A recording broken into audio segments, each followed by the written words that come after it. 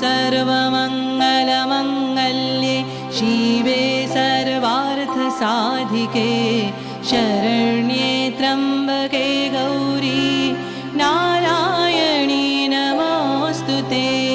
सृष्टिस्थितिविनाशानं शक्तिभूते सनातनी गुणाश्रयी गुणमये नारायणी नमोऽस्तुते।